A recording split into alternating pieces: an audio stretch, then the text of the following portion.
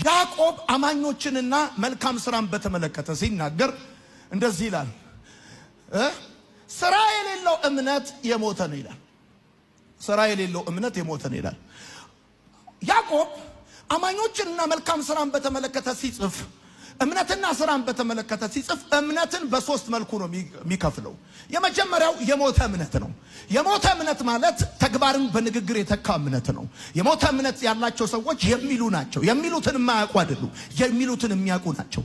እምነት አለኝ የሚል ነው፣ የሚናገር ነው፣ ቶክ ነው። ወክና ወርክ የሚባል ነገር የለውም። ከዛ ቀጠልና ያዕቆብ ሲናገር ምን ይላል? እምነቱ የሞተ ነው አለ። ከዛስ አጋንንት ያምናሉ አለ፣ ይንቀጠቀጡም አለ። ሁለተኛው የእምነት አይነት የአጋንንት እምነት ነው። የአጋንንት እምነት ከሞተ እምነት የሚለየው የአጋንንት እምነት ዕውቀት ብቻ ሳይሆን ስሜትንም ይጨምራል። አጋንንት ያምናሉ ብቻ ሳይሆን ይንቀጠቀጣሉ አለ። አጋንንት እግዚአብሔር እንዳለ ያምናሉ። አጋንንት ኢየሱስ ክርስቶስ መለኮት እንደሆነ ያምናሉ። የጥፋት ቦታ እንደተዘጋጀላቸው ያምናሉ። እንደዚሁም ክርስቶስ ፈራጅ እንደሆነ ያምናሉ። አጋንንት ያምናል ማለት ይሰራል ማለት አይደለም።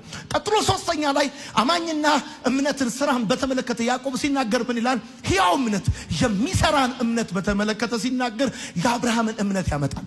ሕያው እምነት የሚሰራ እምነት ዕውቀት ሲደመር ስሜት ሲደመር ፍቃድ ነው ብያቸዋለሁ። በአጭር አማርኛ አብርሃም የጸደቀው በስራና በእምነት ሳይሆን በሚሰራ እምነት ነው። በሚሰራ እምነት ነው። አሁን እንግዲህ ይኸውላችሁ ተመልከቱ። ገላትያ ላይ የቀጠቀጥካቸው የሕግ አስተማሪዎች ከገላትያ ላይ ስትቀጠቅጣቸው አፈግፍገው ሄደው ምሽግ የሚሰሩት ያዕቆብ ላይ ነው።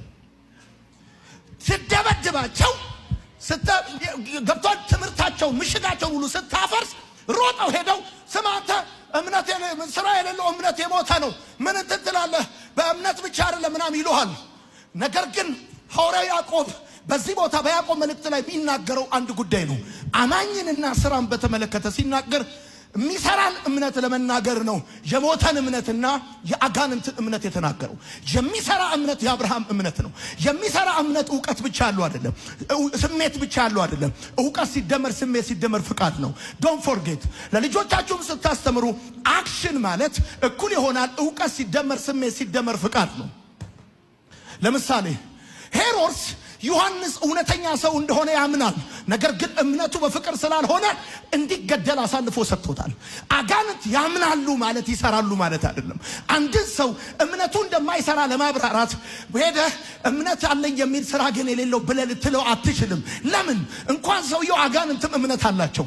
ልዩነቱ የሚሰራ እምነት ሕያው እምነት ምን ማለት እንደሆነ በያዕቆብ መልእክት ላይ ትመለከታላችሁ።